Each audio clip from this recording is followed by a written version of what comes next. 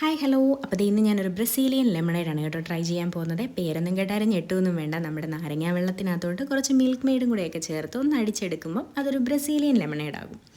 അപ്പം ഞാനിതൊന്ന് ട്രൈ ചെയ്ത് നോക്കിയിട്ട് എൻ്റെ അഭിപ്രായം ഒന്ന് പറയാം.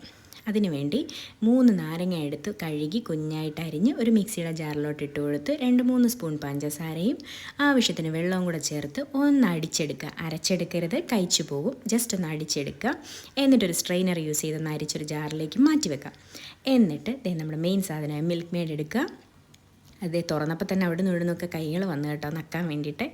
എന്നിട്ട് ആ ജാറിലേക്ക് ഒരു 3-4 ഐസ് ക്യൂബ്സ് ഇട്ട് കൊടുക്കുക. എന്നിട്ട് നമ്മുടെ ഈ അരിച്ച് വെച്ച ലൈം ഒഴിച്ചു കൊടുത്ത് ആവശ്യത്തിന് മിൽക്ക് മെയ്ഡും കൂടി ഒഴിച്ചു കൊടുത്ത് നന്നായിട്ടൊന്ന് അടിച്ചെടുക്കാം.